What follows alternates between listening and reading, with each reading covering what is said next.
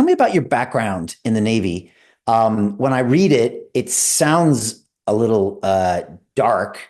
But again, I don't know why I would have that reaction, or maybe I would because I don't know much about it. And then how you've kind of transferred that into civilian life and then do all these things to kind of help people.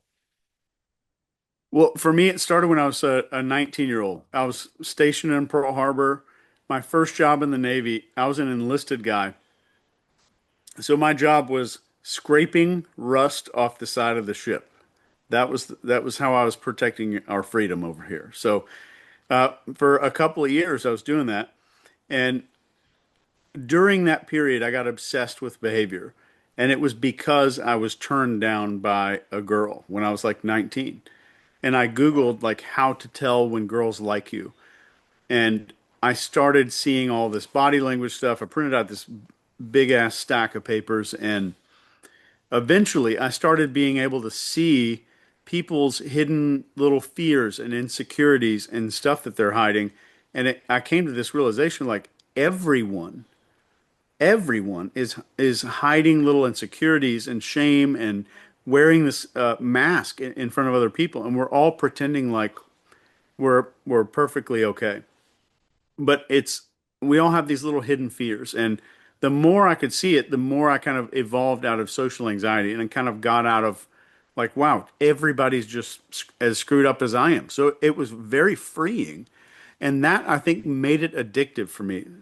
And then I thought, like, if I could just see behavior, what can I also do with influencing behavior? So I was never in, for the first 13 years, I wasn't doing any of this in the military. And my job was, after this paint thing, was a ship navigator. I was a navigator of a guided missile destroyer for quite a while. And I became a chief there. In the second half of my career, I moved into the expeditionary warfare side of the military out here on Little Creek base in Virginia. And I retired out there.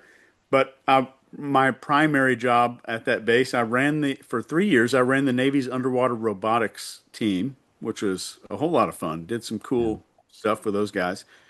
And then I worked at another unit where I was the captain of a spy boat. But in between those operations, I worked in detainee operations only for like 2.5 years. So that was the entirety of my work there. But I continued studying and teaching this stuff throughout my entire career, and eventually wound up starting to teach it towards the end of my career, like the last 3 years of my career. Hey, I know investing in crypto is scary.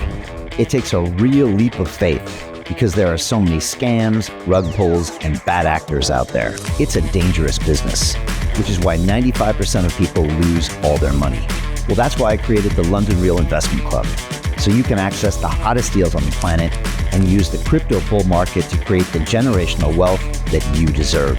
Join my team of over 100 people from around the world that are making millions of dollars behind the scenes investing in blockchain, AI, Web3 games, DeFi, Bitcoin, and more. Don't miss out. Click the link below to book a call with one of my team now. But hurry, this bull market will end soon.